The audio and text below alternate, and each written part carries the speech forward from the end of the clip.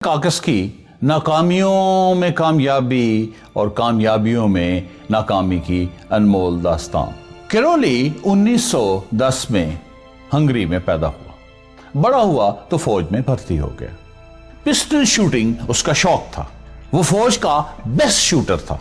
उसने तमाम national championships जीत रखी थी और उसका शुमार दुनिया के बेस्ट शूटर्स में होता था। और उसका एक ही ख्वाब था कि ओलंपिक के अंदर गोल्ड मेडल जीते और उसका हाथ best shooting head in the world हो।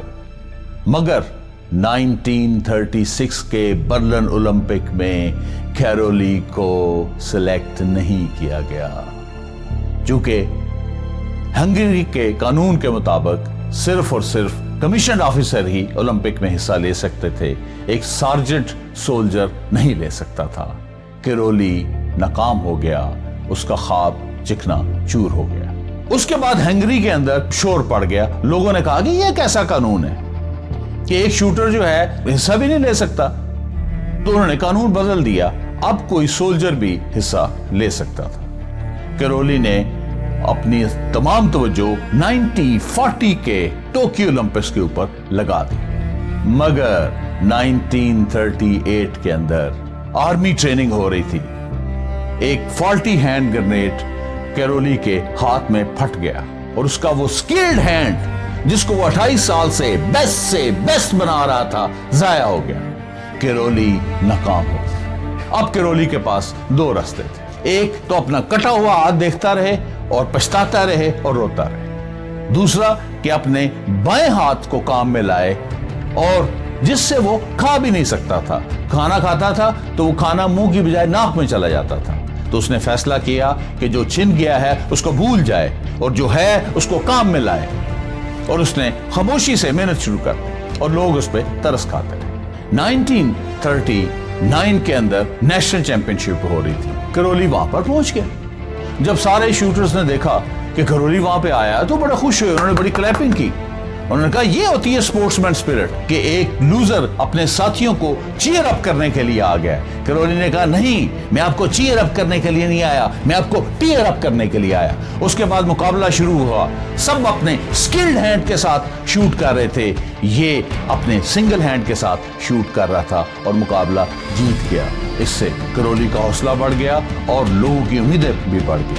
उसी साल वर्ल्ड चैंपियनशिप हुई, कैरोली ने वो भी जीत ली। कैरोली का हौसला और बढ़ गया, लोगों की उम्मीदें और बढ़ गईं। अब गोल्ड मेडल उसको अपने गले में लटकता हुआ नजर आ रहा था। 1940 कोई दूर नहीं था। लेकिन वर्ल्ड वॉर सेकंड छिड़ गई और ओलंपिक्स कैंसिल हो गए। कैरोली नाकाम हो गया। अब उसके पास दो रास्ते थे, या तो अपने ख्वाब को भूल जाए या 1944 के लंदन ओलंपिक्स पर तवज्जो दे। इसके लिए उसको अपनी उम्र के साथ भी लड़ना था, क्योंकि उसकी पीक एज गुजर चुकी थी। उसने दूसरा रास्ता इख्तियार किया। उसने मेहनत शुरू कर दी और अपने बेबी हैंड को बेस्ट हैंड बनाने में जोर लगाना शुरू कर दिया और जोर लगाता रहा। 44 का ओलंपिक्स जब करीब आया तो पता चला कि उसको भी वर्ल्ड वॉर सेकंड की वजह से मनसूख कर दिया गया है।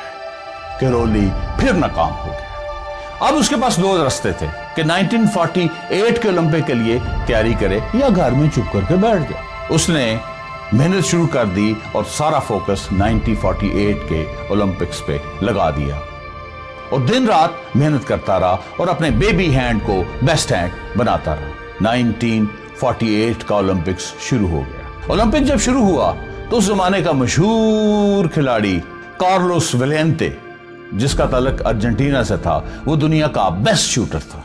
वो उस वक्त का वर्ल्ड चैंपियन था, ओलंपिक का फेवरेट था। और उसके पास आया और उसने कहा what was he doing there? He said he came here to learn. उसके बाद वेलेंते चला गया। मुकाबले शुरू हुए। सब अपने बेस्ट हैंड और बेस्ट बॉडी के साथ लड़ रहे थे। वो अपने बेबी हैंड के साथ और ओल्ड बॉडी के साथ लड़ रहा था। सब अपने स्किल्ड हैंड के साथ लड़ रहे थे, वो अपने सिंगल हैंड के साथ लड़ रहा था। और नतीजा वही निकला जिसकी किसी को उम्मीद नहीं थी सवाए कैरोली के। कैरोली ओलंपिक्स जीत गया और वेलेंते दूसरे नंबर पर आया। वेलेंते ने उसको मुबारकबाद दी और कहा यू हैव लर्न्ड एनफ। اب کیرولی کے پاس دو راستے تھے کہ گلے میں میڈل لٹکائے ساری زندگی اس کو دیکھتا رہے اور خوش ہوتا رہے. دوسرا راستہ یہ تھا کہ وہ 1952 کے ہیلسنکی اولمپک کے لیے کوشش کرے, لیکن اس کے لیے اولمپک ہسٹری جو تھی وہ رکاوٹ بن رہی تھی, اس کی عمر جو تھی وہ رکاوٹ بن رہی تھی. کیوں کہ آج تک اولمپک ہسٹری میں کوئی بندہ 2 لگاتار گولڈ میڈل نہیں لے سکا تھا. اس نے دوسرا راستہ اختیار کیا اور محنت شروع کر دی اور 1952 کے اولمپکس میں جیت گیا اور اولمپک ہسٹری کو اس نے بدل کے رکھ دیا. He wrote the Olympic history with his single hand. اس وقت ویلنٹے چوتھے نمبر پر آیا اور اس کو آ کے مبارکباد دی اور کہا You have learned more than enough. Now it's time to teach me. اب کیرولی کے پاس 2 راستے تھے, ایک کہ اپنے میڈلوں پہ اتراتا رہے, دوسرا کہ 1956 کے میلبرن اولمپک کو جیت کے ہیٹرک کرے. اس نے پھر مقابلے کا فیصلہ کر لیا اور میلبورن اولمپکس کے اندر وہ 8ویں نمبر پر آیا. کیرولی پھر ناکام ہو گیا.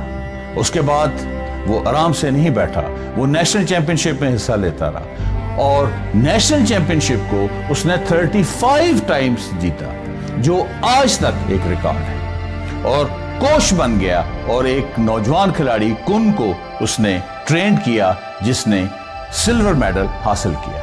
اس کے ساتھ ساتھ وہ ترقی کرتا کرتا لیفٹیننٹ کرنل کے عہدے تک پہنچ کے ریٹائر ہو گیا اور 1976 میں وہ اس دنیا سے رخصت ہو گیا اور لوگوں کے لیے 2 راستے چھوڑ گیا. ایک کہ وہ آہستہ آہستہ اس کو بھول جائیں, دوسرا اس کی کہانی کو یاد رکھیں اور دوسروں کو سناتے رہیں. اور لوگوں نے دوسرے راستے کو اختیار کیا. کیرولی کی کہانی دنیا بھر کے نوجوانوں کو موٹیویٹ کرنے کے لیے سنائی جاتی ہے اور یہ بیسٹ موٹیویشنل سٹوری ہے. اب آتے ہیں کیرولی کے 3 مشہور اقوال کی طرف. ہوا یہ کہ جب اس نے 2 گولڈ میڈل جیتے تو ایک صحافی اس کے پاس آیا, اس نے اس کے ہاتھ کو چوما, اس نے اس کو پیچھے کر دیا, اس نے ایک تاریخی جملہ بولا, اس نے کہا winning of gold in Olympic is less about hand and more about mind. Life is like that. Winning is less about skill and more about attitude. اس کا دوسرا قول, you only lose when you give up. کیرولی کا تیسرا قول, winners do not do different things, they do in different manners. آج ساری دنیا یہ سوچ رہی ہے کہ کیرولی کے میڈلز کو یاد رکھیں یا اس کے مورل کو یاد رکھیں یا اس کے موریل کو یاد رکھیں یا اس کی موٹیویشنل سٹوری کو یاد رکھیں. اب آتے ہیں کہانی کے میسج کی طرف. کیرولی نے مشکل سے مشکل حالات میں اپنے جسم کے پانی کو ماتھے کا پسینے میں نکالا اور کبھی آنکھ کا آنسو نہ بننے دیا. زندگی میں کبھی غربت ہاتھ کاٹتی ہے, کبھی ظلم و ناانصافی, کبھی ماں باپ کی جدائی, کبھی دوستوں کی بے وفائی, نہ جانے کتنے گرنیڈ ہاتھ اڑانے کو تیار ہے. بس کیرولی کی طرح اپنے بیبی ہینڈ کو بیسٹ ہینڈ بنانا ہے اور جسم کا پانی آنسو سے نہیں ماتھے کے پسینے سے بہانا ہے, اور جو چھن گیا ہے اس کو بھول جانا ہے اور جو ہے اسے آزمانا ہے. کیرولی courage is kindling. Kindly enkindle your candles. Thank you for paying attention. We meet soon. Please stay tuned.